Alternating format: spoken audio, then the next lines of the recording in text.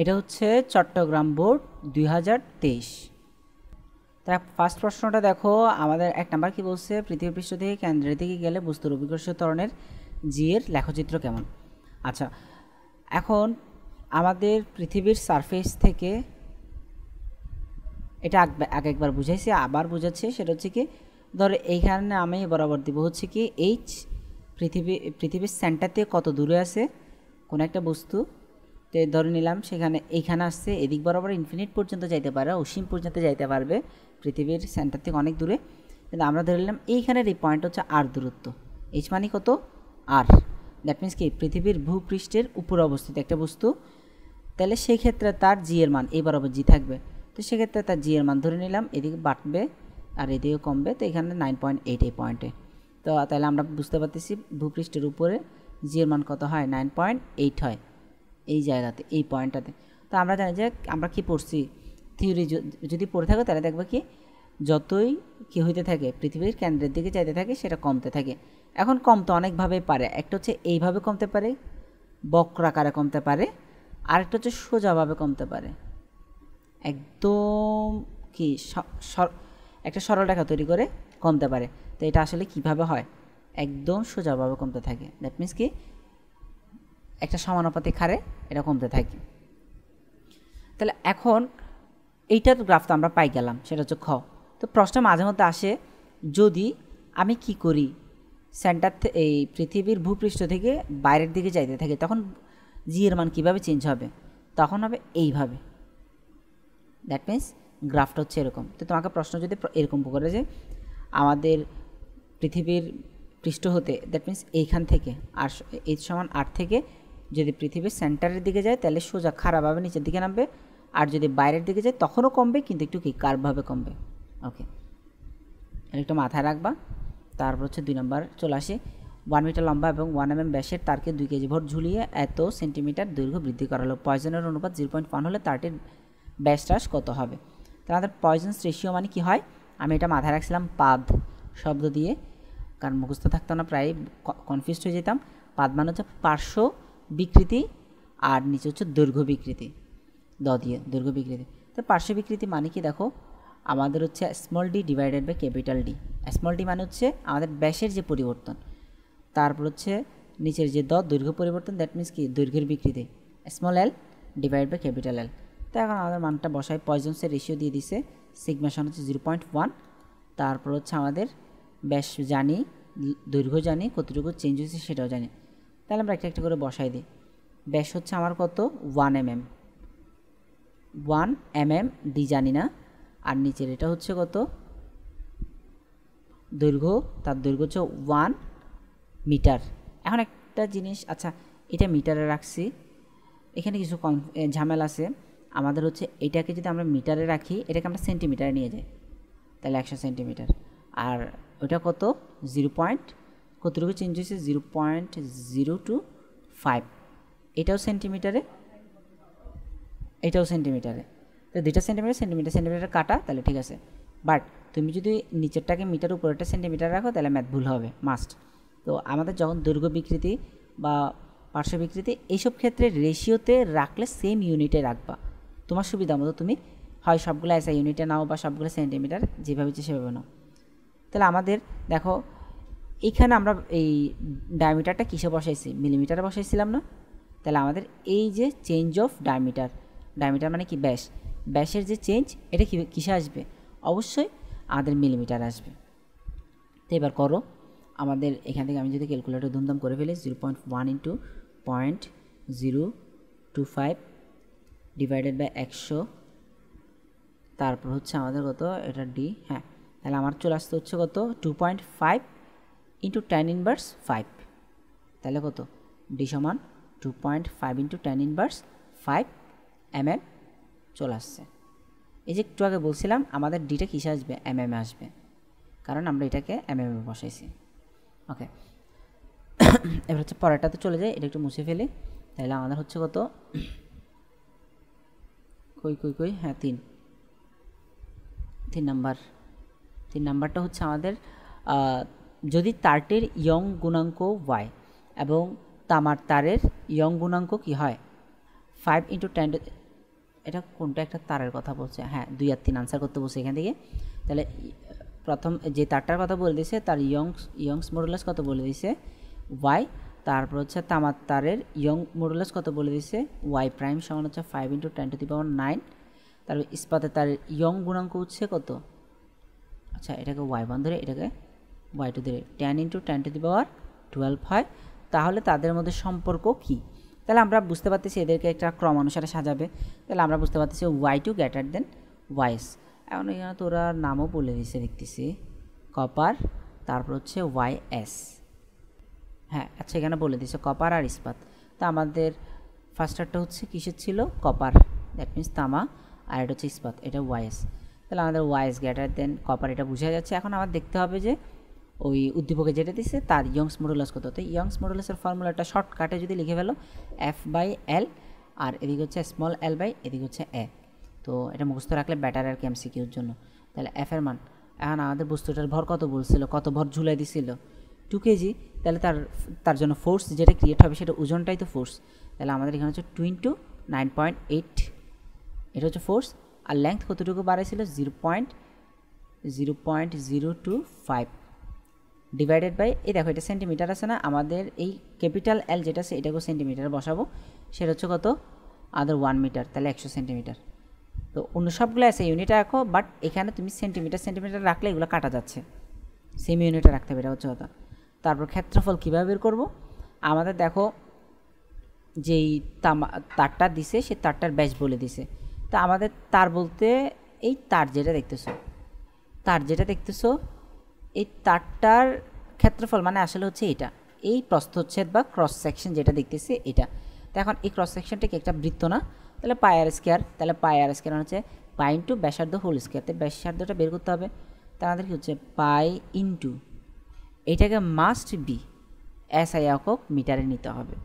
তুমি ভাবতে পারো যে আমরা এখানে এই দুইটাকে সেন্টিমিটার রাখছি কেন, কারণ এগুলো রেশিও আলটিমেটলি মিটারে নিলেও দুটো মিটারে নিলে মিটার কাটা, ইউনিটটা কোনো কাজে আসতেছে না, সেন্টিমিটারে নিলে ইউনিট কাটা। বাট এখানে যেটা আছে কোনটা এই mm-টাকে চেঞ্জ করতে হবে। তাহলে আমাদের কত 0.5, দ্যাট মিনস কি ব্যাসার্ধ, এটা কি mm না, ইন্টু tan ইনভার্স কত 3 মিটারে চলে এসে হোল স্কোয়ার। এখন আমরা মানটা বের করি 6238.8 আসছে ভ্যালুটা।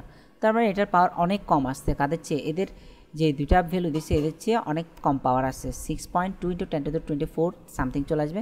তাহলে আমাদের সবচেয়ে ছোট হবে কি ওয়াইটা ছোট, তারপর হচ্ছে ইস্পাতটা সবচেয়ে বড়, তারপর হচ্ছে কপারটা। তার মানে হচ্ছে আমাদের খ নাম্বারটা আনসার। 4 কি হচ্ছে 5 কেজি ভরের কোনো বস্তুকে একটি দৃঢ় অবলম্বন ঝুলিয়ে দিলে তার অভিকর্ষজ বল কত হবে। এটা তো একদম ভরের বস্তুকে দৃঢ় অবলম্বন থেকে ঝুলিয়ে দিলে তার অভিকর্ষজ বল কত হবে, এটা জাস্ট 5 × 9.8, তাহলে হচ্ছে কত 49 কেজি। তাহলে হচ্ছে একটি সরল দোলকের ববের ভর এত গ্রাম এবং কার্যকরী দৈর্ঘ্য এত, ববটিকে সমবিন্দুগামী উলম্ব রেখা থেকে 5 সেন্টিমিটার দূরে টেনে ছেড়ে দেওয়া হলো। তাহলে আমাদের দেখো এটা 5 নাম্বারটা, এটা বব এভাবে ছিল কিন্তু সেটাকে টানছে কতটুকু, এই আমাদের এইটা থেকে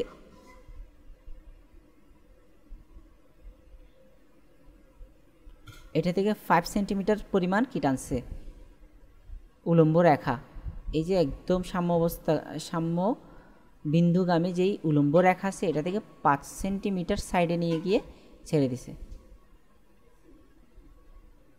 তা এখন আমাদের এখানে প্রশ্ন করছে হচ্ছে কি সাম্য বিন্দু অতিক্রম করলে গতিশক্তি কত হবে, এটা 5 গ্রাম বলে দিছে। বস্তুটার ভর কত, m সমান হচ্ছে 0.005 গ্রাম। তা এখন আমাদের হচ্ছে যে এখান থেকে আসতেছে কত, ববটিকে সাম্যবিন্দু টেনে ছেড়ে দিলে সাম্যবিন্দুগামী। তো এখন আমার কথা হচ্ছে এখান থেকে এখানে হাইটটা কত সেটা বের করতে হবে ফার্স্ট অফ অল। এটা তো কার্যকরী দৈর্ঘ্য হচ্ছে 13 সেন্টিমিটার, তারপর হচ্ছে এখানেও 13, এই পুরোটাও 13 হবে। তাহলে একটা জিনিস খেয়াল করো, আমাদের এখান থেকে কত হবে, এটা যদি 13 হয় এটা যদি 5 হয় তাহলে এটা সমকোণী ত্রিভুজ বিদায় তোমরা যদি অ্যাপ্লাই করো তাহলে এটা 12 চলে আসতেছে। এটা দেখে পরিচিত ইউনিট তো, আমাদের অতিভুজ যদি 13 হয় আর যে কোনো একটা বাহু 5 হলে আরেকটা 12 হবে। কারণ এগুলোর বর্গের যোগফলের বর্গমূল হয় 13। তা আমাদের এদিক বরাবর যদি 12 হয় তাহলে এই পার্টটা কত 1। তার মানে দেখো এখানে আমাকে বলছে সাম্য বিন্দু অতিক্রমকালে গতিশক্তি কত হবে। দেখো এখানে তুলে যখন ছেড়ে দিচ্ছে এটা এখানে আসবে, এই সাম্য অবস্থা অতিক্রমকালে গতিশক্তি কত হবে।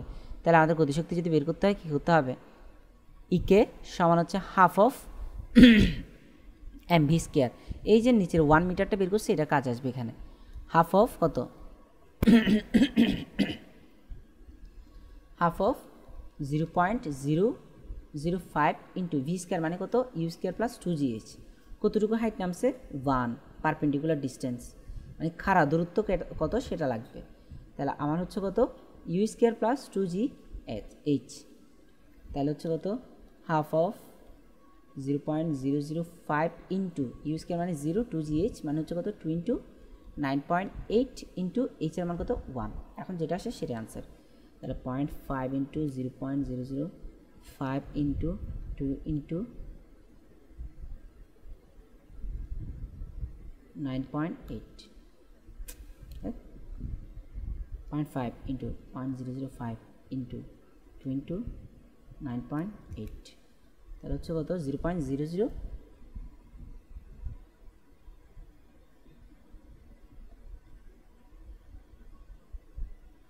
ও এখানে একটা ঝামেলা হয়েছে, আমার আনসার মিলে নাই। এখানে হচ্ছে আমার কত আসছে, আমার আসছে হচ্ছে 4.9 ইন্টু 10^12, এটার 10/2।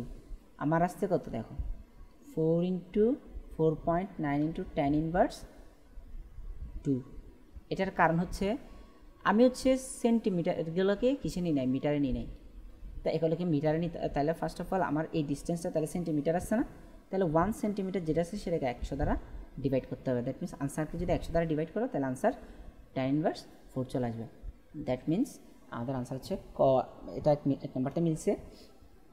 ব্যবস্থাটি শক্তি সংরক্ষণ নীতি মেনে চলে। তো এখানে যেহেতু ঘর্ষণের কথা বলে না, বায়ুর বাধার কথা বলে না, অবশ্যই মেনে চলবে। ববের ত্বরণ সরণের সমানুপাতিক। এখন এটা হচ্ছে ডিরেক্ট আমাদের বেসিক যে ফর্মুলাগুলো আছে ওই ফর্মুলাগুলো থেকে মুখস্থ রাখতে হবে। সেটা হচ্ছে আমি ইকুয়েশনটা দেখাচ্ছি।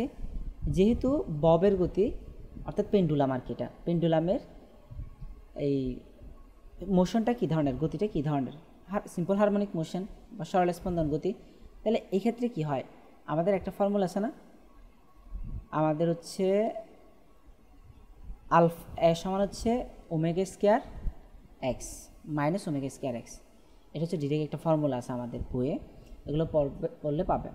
তাহলে আমাদের হচ্ছে যদি কোনো একটা গতি সরল স্পন্দন গতি হয় তাহলে তার ত্বরণ সমান মাইনাস ওমেগা স্কোয়ার এক্স। তাহলে আমরা একটা কাজ করি, এটা কার সমানুপাতিক হয়েছে, ববের ত্বরণটা এই ওমেগা স্কোয়ার এক্স এটা যদি কনস্ট্যান্ট হয় তাহলে কী হবে, এস সমানুপাতিক এক্স, সরণের সমানুপাতিক। 6 নাম্বারটা কী হচ্ছে, 6 নাম্বারটা হচ্ছে এখানে দোলকটির বল ধ্রুবক কত। তো বল ধ্রুবক যদি বের করতে হয় আমাদের হচ্ছে কে সমান হচ্ছে এম ওমেগা স্কোয়ার, এই ফর্মুলাটা থেকে আনতে হবে। তো বইয়ে আসে মুখস্থ করবা ভালো করে। তাহলে ওমেগা সমান কত, বল ধ্রুবক সমান কী হবে, কে সমান এম, ভর হচ্ছে কত 0.01, দোলনকাল দেয়া আছে।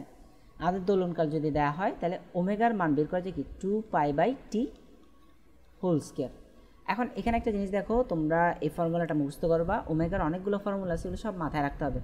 ওমেগা সমান 2π/t, দ্যাট মিনস 2π বাই পর্যায়কাল সমান হচ্ছে 2π ইন্টু এফ, অর্থাৎ 2π ইন্টু এই কম্পাঙ্ক সমান হচ্ছে কত, আরেকটা হচ্ছে কি 2πn/t। এগুলো সবগুলো হচ্ছে দরকারি ফর্মুলা। 2πn মানে হচ্ছে কয়বার ঘুরছে, পূর্ণ কম্পন কয়টা, এবং টি মানে হচ্ছে কত সময়, যেটা আমরা আগের কয়েকটা এমসিকিউতে করছিলাম। তা আমাদের আপাতত এতটুকু দরকার নেই, আর হচ্ছে বোঝানোর জন্য। তা এখন এখানে মানগুলো বসাই দিই। তাহলে 0.0985, দ্যাট মিনস আমাদের আনসার হচ্ছে গ।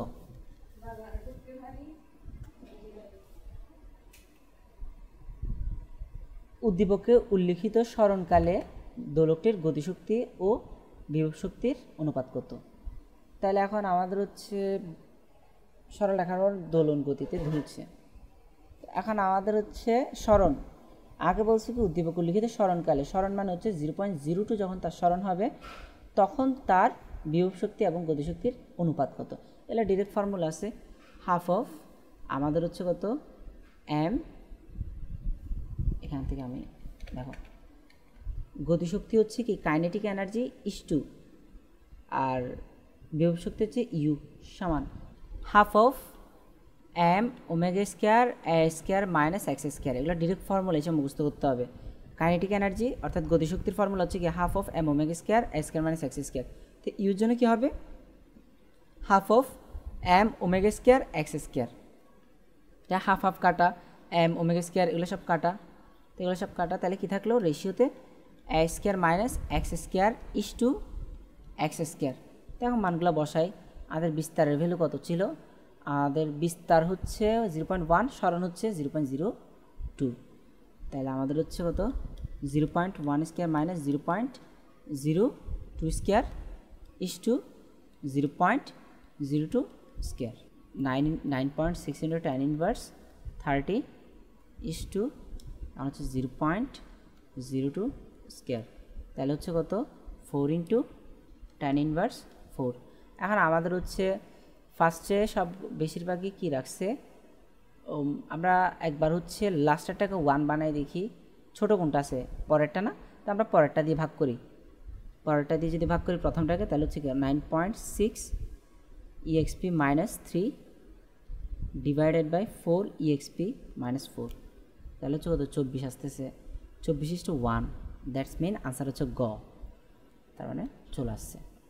তো বেসিক্যালি এটা যদি না হইতো তাহলে আমরা হচ্ছে প্রথমটা দিয়ে দুইটাকে ভাগ করতাম। এখানে চেক করা যাবে অল্টারনেট করে তুমি বারবার চেক করতে পারবা। গ্যাসের ক্ষেত্রে তাপগতীয় স্থানাঙ্কগুলো হচ্ছে পিভিটি, দ্যাট মিন্স কি চাপ, তাপ এবং আয়তন। তাহলে আমাদের চাপ, তাপ, আয়তন গেল। তারপর হচ্ছে 9 নম্বর তাপমাত্রা বাড়লে কোনো গ্যাসের কোনো নির্দিষ্ট গ্যাসের আয়তন বাড়বে, ঘনত্ব কমবে। তারপর গ্যাস অণুর সংঘর্ষে বৃদ্ধি পায়, ঠিক আছে, তার ছোটাছুটি বেশি করবে। এখন প্রশ্ন আসতে পারে ঘনত্ব কীভাবে মানে হ্রাস পায়, এখানে বৃদ্ধি পায় এটা ভুল, তাহলে হ্রাস পাবে কীভাবে। তাহলে আমাদের দেখো ফর্মুলা আছে কি T1 V2 ইকুয়াল হচ্ছে কত T2 V1, দ্যাট মিন্স কি সমানুপাতিক। আমাদের টেম্পারেচার আর ভলিউম সমানুপাতিক। আর শর্টকাটে এতটুকু মাথায় রাখবা, বয়েলের সূত্র হচ্ছে P আর V দিয়ে, P1 V1 সমান হচ্ছে P2 V2, ওইটা ছাড়া বাকি যে দুটো ফর্মুলা আছে ওগুলো হচ্ছে সমানুপাতিক। তার মানে প্রেশার আর আয়তন মানে ভলিউম, এই দুইটা পরস্পরের ব্যস্তানুপাতিক। আর অন্যরকম যা কিছু হইতে পারে সবাই সবার পরস্পরের সমানুপাতিক।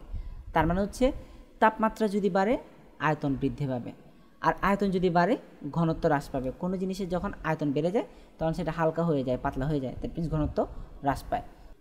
তারপর হচ্ছে নির্দিষ্ট তাপমাত্রায় সম্পৃক্ত বাষ্পচাপ F এবং অসম্পৃক্ত বাষ্পচাপ F হলে এদের মধ্যে সম্পর্ক কী। এখন আমাদের সম্পৃক্ত বাষ্পচাপ যদি F হয় তাহলে অসম্পৃক্তটা যদি F হয়। দেখো সম্পৃক্ত মানে হচ্ছে ওই জলীয় বাষ্পতে যতটুকু বাষ্প থাকতে পারবে ওইটার ম্যাক্সিমামটাই হচ্ছে সম্পৃক্ত, মানে অতটুকুই, ঠিক আছে। ধরো আমাদের আজকের বায়ুতে টোটাল বাষ্প, এই আমাদের আবহাওয়াতে বাষ্প ঢুকতে পারবে 20 গ্রাম ফুল করা আছে, তাহলে আমরা বলতে পারি এই বায়ুটা হচ্ছে, বায়ুতে যে বাষ্পটা আছে সেটা হচ্ছে সম্পৃক্ত, এবং এরা যে বাষ্পচাপটা দিবে সেটা হচ্ছে সম্পৃক্ত বাষ্পচাপ। এর চেয়ে কম থাকলে অসম্পৃক্ত, তো বোঝাই যাচ্ছে কম, তাহলে F গ্রেটার দেন F হবে, সম্পৃক্ত always greater than small f হবে। তাহলে হচ্ছে স্প্রিংকে প্রসারিত করলে এর মধ্যে কোন ধরনের শক্তি সঞ্চিত হয়, বিভব শক্তি। যখন কোনো কিছুর আকার বা আকৃতি বা অবস্থান চেঞ্জ করার কারণে তার মধ্যে একটা কাজ করার ক্ষমতা বা টেন্ডেন্সি তৈরি হয় তাকে বলা হচ্ছে বিভব শক্তি। নিচের কোন রাশিটি মাত্রাহীন, এটা হচ্ছে বিকৃতি, এটা আগের বারও করছি এটাই। তারপর হচ্ছে আমাদের আরও একটা একক আছে মাত্রাহীন, সেটা হচ্ছে কি এফিসিয়েন্সি বা দক্ষতা। কারণ কি দক্ষতাতে আমরা কি করি, পার্সেন্ট আনসারটা বের করি। ধরো দক্ষতা মানে কি বোঝায়, পি ইনপুট, কত পাওয়ার ইনপুট দেওয়া হয়েছে, তোমার সাপ্লাই কতটুকু পাওয়ার দেওয়া হয়েছে এবং কত পরিমাণ সাপ্লাই পাওয়ার পাইছে, মানে মেশিনটা কত পরিমাণ পাওয়ার দিতে পারে। তো এই দুটো কি ওয়াট না ইউনিট, তো ইউনিট কাটা, কোনো ইউনিটেই থাকবে না। তো অনেকে 100% দিয়ে মাল্টিপ্লাই করে, ওইটা আসলে পার্সেন্ট তার কোনো ইউনিট না, মানে এটা ইউনিট আসলে থাকে না। এখন নিচের কোনটি ভেক্টর রাশি, ভেক্টর রাশি হচ্ছে টর্ক, কারণ হচ্ছে ক্ষেত্রফল কোনো ভেক্টর রাশি না, আয়তন ভেক্টর রাশি না, সময় ভেক্টর রাশি না, এগুলো আমরা অনেক আগে থেকে জানি। টর্ক ভেক্টর রাশি কীভাবে, টর্ক হচ্ছে ক্রস গুণনের মাধ্যমে আসে, কার টর্ক সমান হচ্ছে R ক্রস F। এবার হচ্ছে গ্রহের পর্যায়কাল ও সূর্য থেকে সূর্য থেকে গ্রহের গড় দূরত্ব আর হলে কেপলারের তৃতীয় সূত্র মাফিক কী হবে? T square proportional to R cube, এর মুখস্থ সূত্র। তারপর হচ্ছে নিচের কোনটির দিক নির্দিষ্ট নয়? সমান ভেক্টর হলে দিকটা নির্দিষ্ট, সমরেখ ভেক্টর হলেও দিকটা নির্দিষ্ট, বিপরীত ভেক্টর হলে তাদের দিকটা নির্দিষ্ট, কিন্তু শূন্য ভেক্টর হলে তার দিকটা কি হবে না? নির্দিষ্ট হবে না, কারণ শূন্য ভেক্টরের আসলে কোনো দিকই থাকে না। এবার হচ্ছে 16 নাম্বারটায় যায়। 16 নাম্বারটা কি? পাশের চিত্র অনুযায়ী বি এর উপর এ এর অভিক্ষেপ কী? দেখো এ এর অভিক্ষেপ মানে আনসার হচ্ছে এ cos θ, ঠিক আছে। বির অভিক্ষেপ মানে হচ্ছে বি cos θ। তা আমাদের জাস্ট চোখ বন্ধ করে ডট গুণন করে ফেলবো। ডট গুণন সমান হচ্ছে কত? A B cos θ। অনেক ফর্মুলা মুখস্থ করে ভালো, আর করতে না পারলে এর অভিক্ষেপ হবে এ cos θ। তাহলে আমাদের এ cos θ এক পাশে রেখে দিই। এ cos θ সমান কি আসতেছে? A vector dot b vector divided by b, b এর মান। তো এখন আমাদের হচ্ছে এ ভেক্টর আর বি, হ্যাঁ এটা তো চলে আসছে, A dot B divided by just B এর মান, A by B divide by A dot B divide by B. এটা হচ্ছে আমাদের 3 নাম্বার। এখন দেখো 17 নাম্বার। 17 নাম্বারটা কি হচ্ছে? A vector b vector c vector 3টা ভেক্টর দিছে। 1 নাম্বার অপশন হচ্ছে এ ও সি একই রেখায় অবস্থিত। এটা আমরা চেক করি কীভাবে একই রেখায় অবস্থিত কিনা। দেখো আমাদের হচ্ছে এ ভেক্টরটা কি? I plus J, that means x বরাবর আই ঘর, দ্যাট মিন্স কি জাস্ট ওয়ান এক মানে এক্স বরাবর এক ঘর হইলে সেটাকে বলা হয় 1i, 2 ঘর হলে 2i, 3 ঘর হলে 3i, দ্যাট মিন্স এখানেও কি 1i আছে, দ্যাট মিন্স এক ঘর গিয়ে তারপর ওয়াই বরাবর কয় ঘর? পজিটিভ দিকে এক ঘর, 1i plus 1j, that means point এখানে পাইছি। তাহলে দেখো তো তার অবস্থান ভেক্টরটা কোথায়? এদিকে না? তো এখন আরেকটা এটা কী আছে? জাস্ট কে, তার মানে তারটা হচ্ছে কি সি, সিটা হচ্ছে কোথায়? প্লাস এ গেল এখানে, কিন্তু মাইনাস জে নিচের দিকে, তার মানে কি এটার অবস্থান ভেক্টর এদিকে না?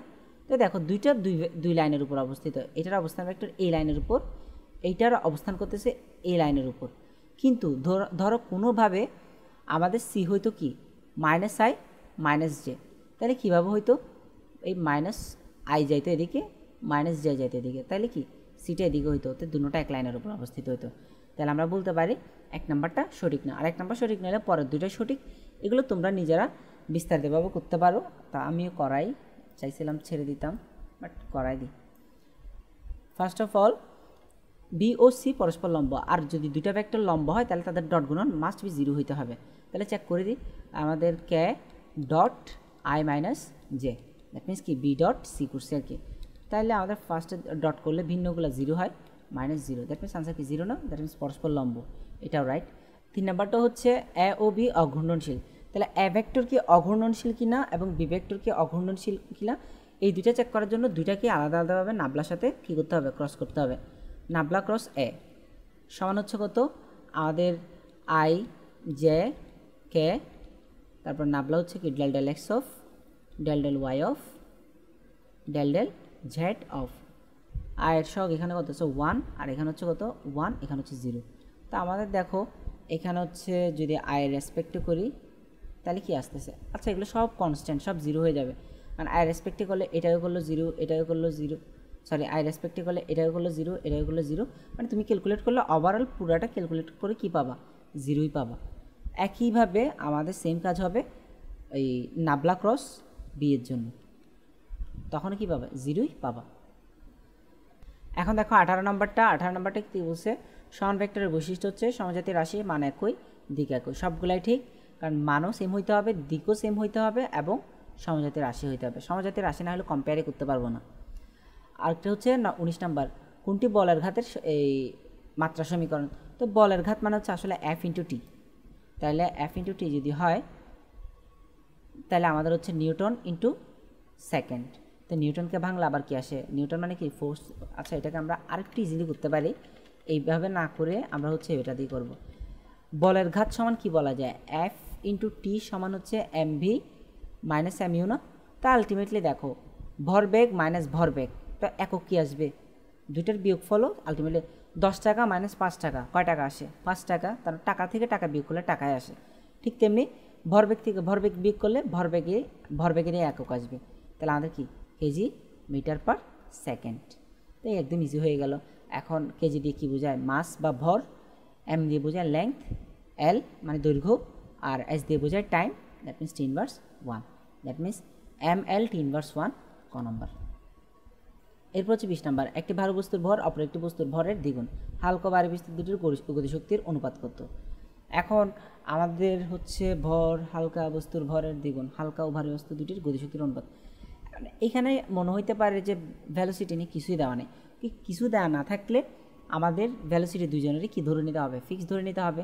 তাহলে half of m1 V square is to half of m2 V square.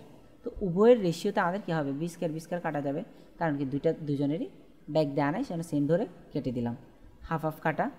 তাহলে আমাদের কী থাকলে m1 ইস টু m2। তাহলে আমাদের কী হচ্ছে, একটি ভারী বস্তুর ভর অপর একটির কত, অপর একটি হালকা বস্তুর ভরের দ্বিগুণ। তা এখন খেয়াল করো, আমাদের এখানে একটা জিনিস দেখতে হবে, ভারী বস্তুর ভর কথাটা আগে আসছে, এখানে আগে কি আসছে, ভারী বস্তুর ভর, দ্যাট মিন্স 2, এখান থেকে হচ্ছে ধরে নিলাম এটার ভরটা হচ্ছে কত 2m, তাহলে এটা কত হবে m জাস্ট, কারণ কি হালকা বস্তুর ভর যদি জাস্ট m হয় বা x হয় তাহলে এটা কত হবে 2x বা 2m। তা এখন 2m is 2 2 কাটা, সরি এখানে হচ্ছে m হবে, তাই m কাটা, তাহলে 2 is 2 কত হবে 1 হবে। এই জাস্ট এখানে কনফিউজিং বিষয় হবে যে কোনটা আগে কোনটা পরে হবে, আগে হবে কি ভারী বস্তুটা, পরে হবে হালকা বস্তুটা। জড়তার ভ্রামকের একক কি, জড়তার ভ্রামকের ফর্মুলাটা হচ্ছে I সমান m আর স্কোয়ার। তো m মানে হচ্ছে কেজি মানে ভর, আর আর স্কোয়ার মানে হচ্ছে কি metre square, kg metre square. তারপর হচ্ছে আমাদের একটি বুলেটের গতিশক্তি কত গুণ হলে এর প্রাথমিক ব্যাগের 3 গুণ ব্যাগ অর্জন করবে। আচ্ছা, এটা করার আগে আমরা একটু মুছি। এখানে কি বলছে, একটি বুলেটের গতিশক্তি কত গুণ হলে, তো ফার্স্ট অফ অল এর প্রাথমিক ব্যাগের 3 গুণ বানাইতে হবে। আচ্ছা প্রশ্ন, এখন আমরা 22 নম্বরে যাই। 22 নম্বরে কি আছে, একটি বুলেটের গতিশক্তি কত গুণ হলে এটি এর প্রাথমিক ব্যাগের 3 গুণ ব্যাগ অর্জন করবে। তা আমরা ধরে নিই যে প্রাথমিক ব্যাগ হচ্ছে v1, তো পরের ব্যাগ বানানো হয়েছে 3v1। তাহলে এখন যখন প্রাথমিক ব্যাগ v1 ছিল তখন তার গতিশক্তি কত ছিল, half of m v1 square. তাহলে আমাদের এখান থেকে কী হবে, যখন 3v1 বানাই ফেলতে হয়েছে তখন চেঞ্জ হয়ে কী হবে, half of m 3v1 whole square. এখন আমাদের গতিশক্তি কত গুণ হলে মানে চেঞ্জটা কত, এই যে আমাদের ব্যাগ 3 গুণ করার কারণে আমাদের গতিশক্তি কয় গুণ হয়েছে, কয় গুণ করা হবে সেটা বের করতে হবে। তাহলে রেশিও করে ফেলি, half of m 3v1 whole square divided by half of m v1 square. তা এখন আমাদের এগুলো সব কাটা, তাহলে হচ্ছে কত 9v1 স্কোয়ার ডিভাইডেড বাই কত v1 স্কোয়ার। তা আলটিমেটলি v1 কাটা, আনসার আসতেছে 9 গুণ। আর সবচেয়ে বড় বিষয় হচ্ছে আমাদের এই গতিশক্তি কাইনেটিক এনার্জি সমান হচ্ছে half of m v square, তার মানে হচ্ছে কার সমানুপাতিক, গতিশক্তি হচ্ছে আমাদের ব্যাগের বর্গের সমানুপাতিক। তাই ব্যাগকে 3 গুণ করা হলে আমাদের গতিশক্তি হবে 9 গুণ। এগুলো করে দেখাইছে আর কি, একটু গরিবী নিয়ম হয়ে গেছে, এগুলো এইভাবে করে ফেলাটা উচিত, শর্টকাটে করাটা উচিত। এমসিকিউতে টাইম বাঁচানো অনেক বেশি দরকার। আর আমরা পরেরটাতে যাই। এখানে হচ্ছে কোনো বস্তুর ভর ধ্রুব হলে এর রৈখিক ভরবেগ এবং গতিশক্তির মধ্যে সম্পর্ক কোনটি প্রকাশ করে। দেখো ভর হচ্ছে ফিক্স থাকতেছে, তাহলে আমাদের ফার্স্টে হচ্ছে ফর্মুলাটা কি, ভরবেগ এবং গতিশক্তিকে একসাথে করো কোন ফর্মুলা, ওইটার মাধ্যমে আমরা গ্রাফটাতে আনবো। তো ফার্স্ট অফ অল দেখো আমাদের হচ্ছে আমরা কি জানি, গতিশক্তি ইকে সমান হচ্ছে কি half of m v square. এখান থেকে আমরা কি নিয়ে আসবো, এটার ভেতরে ভরবেগ পিকে নিয়ে আসবো, half of m square v square divided by m, কারণ কি এখানে একটা m বাড়তি আনছি। তাহলে আমাদের ইকে সমান কত হচ্ছে হাফ নিচে 2m, উপর হচ্ছে কত mv whole square, that means p square. তাহলে একটা জিনিস খেয়াল করো, আমাদের যদি m কনস্ট্যান্ট থাকে আর 2 তো কনস্ট্যান্টে, তাহলে ইকে সমানুপাতিক p স্কোয়ার। তাহলে আমাদের কি বর্গ না, বর্গের সমানুপাতিকে বাড়তেছে, দ্যাট মিনস আনসার হচ্ছে গ মোস্ট।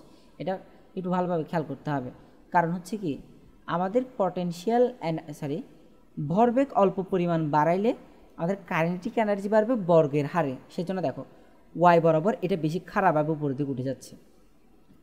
আর এটা হচ্ছে তার উল্টা আর কি, এটা হচ্ছে যদি আমাদের কথার কথায় বর্গমূল আকারে যদি বাড়তো বা এটাকে 1 গুণ 2 গুণ বাড়াইলে এটা বর্গমূল আকারে বাড়বে, তখন আমাদের এটা এইভাবে যাবে। আর যদি বর্গ আকারে হয় তখন কি আমাদের হচ্ছে বেশি দ্রুত মান বাড়বে, কারণ কি ভরবেগের বর্গের সমানুপাতিক হচ্ছে আমাদের পটেনশিয়াল এনার্জি। যে আমাদের কথা কথা 1 থেকে যখনই 2 নিব অর্থাৎ 2 গুণ করবো ভরবেগকে, তখন এটা হবে 4, তাই এটা লাফ দিয়ে একটু বেশি উপরের দিকে উঠবে, সেজন্য চিত্রটা হবে এই টাইপের। এরপর হচ্ছে আমাদের পরের ম্যাথটা দেখি। একটি বস্তু ভূমি থেকে এত মিটার উচ্চতায় আছে, উপর থেকে বস্তুটিকে বিনা বাধায় পড়তে দিলে ভূমি হতে 8 মিটার উচ্চতায় বস্তুটির গতিশক্তি এবং স্থিতিশক্তির অনুপাত কত? দেখো এখন বস্তুটাকে ফেলা হয়েছে হচ্ছে 10 মিটার থেকে, 10 মিটার উচ্চতা থেকে, তাহলে এটা কোথায় আসছে 8 মিটার নিচে, সরি ভূমি হতে 8 মিটার উচ্চতায়, তাহলে আমাদের হচ্ছে 8 মিটার উচ্চতায়, দ্যাট মিনস কতটুকু নিচে পড়ছে 2 মিটার। যখন নিচে পড়ছে তখন মাটি থেকে 8 মিটার উপরে ছিল, তখন তার গতিশক্তি এবং বিভব শক্তি বের করতে হবে। তা আমাদের গতিশক্তি ইন্টু বিভব শক্তির জন্য কী করতে হয়, ইকে ইস টু কি বিভব শক্তি না, তার মানে হচ্ছে কি ইপি সমান হচ্ছে গতিশক্তির ফর্মুলা কি half of mv² is to এটা কি হচ্ছে mgh, তাহলে আমাদের হচ্ছে কত হাফ অফ mv² মানে কত u² প্লাস 2gs, ইউ সমান কত 0। এগুলো 9 10 আমরা অনেক করছি, এখন এখান থেকে শর্টকাটে করে ফেলাটা উচিত, তাও যারা পারবে না তাদের জন্য আমি ডিটেলে করাচ্ছি। u² plus 2gh is two mgh। তা এখন আমরা দেখো রেশিও যেহেতু কী করে দেয় mm কেটে দেয়, তাহলে হাফ অফ এখানে কী থাকতেছে ইউ তো 0, ইনিশিয়াল অবস্থায় ইউকে মানে আদি অবস্থায় ইউ হচ্ছে 0, স্থির অবস্থায় থেকে ছাড়া হয়েছে, তাহলে 0, তাহলে 2gh, তাহলে 2, এই 2 কাটা, তাহলে আমাদের হচ্ছে কত আলটিমেটলি কী থাকতেছে mgh, সরি এত কাটলাম, তা আমি একটা কাজ করি ধীরে সুস্থে লিখি half of 2gh is to gh, তা এখন এদিক থেকে এদিকে কাটলাম, তা আমাদের এখানে gh ইস টু gh। এখন আমিও যে ভুলটা এখন করতে নিয়েছিলাম সেটা হচ্ছে দুইটা এইচকে সেম ভাবছিলাম, তাহলে কেটে দিলে সব কি 1, বাট না, এখানে আমাদের মাথায় রাখতে হবে যে এই যে বিভব শক্তির জন্য যে এইচ সেটা হচ্ছে নিচেরটা 8, তাহলে আমরা একটা কাজ করি এখানে একটা প্রাইম দিয়ে দিই এইচ প্রাইম। আর গতিশক্তি কত দূরত্ব অতিক্রম করে তার গতিশক্তিটা বাড়ছে, 2 মিটার গতিশক্তি 2 মিটার দূরত্ব অতিক্রম করে তার গতিশক্তিটা বাড়ছে, সেই জন্য এখানে এইচ মানে হচ্ছে 2, তাহলে এখানে হচ্ছে জি কাটা, তাহলে এখানে হচ্ছে কত 2:8, তার মানে 1:4। এগুলো অনেক দ্রুত করে ফেলা উচিত, 1:4 এগুলো টাইম বাঁচানোর ম্যাথ।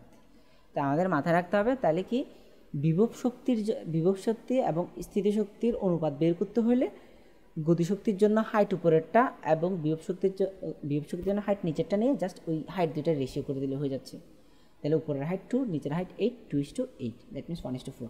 সরল ছন্দিত গতিসম্পন্ন কোনো কণার ত্বরণ ও সরণের মধ্যে সম্পর্ক হলো, তো দেখো আমাদের ফার্স্ট অফ অল আমাদের কী বলছে ত্বরণ এবং সরণ, একদম বেসিক ফর্মুলা বইয়ে আছে দেওয়া আছে হুবহু, ত্বরণ সমান -ω²x, তো -ω² বাদ যাবে কারণ এখানে কার কার সম্পর্ক চাইছে ত্বরণ এবং সরণ, যে দুটো সম্পর্ক চাইছে ওইটা ছাড়া বাকিটাকে কনস্ট্যান্ট ধরে বাদ দিয়ে দিলাম, তাহলে সমানুপাতিক কি x, তার মানে কি আমাদের সমানুপাতিক হবে।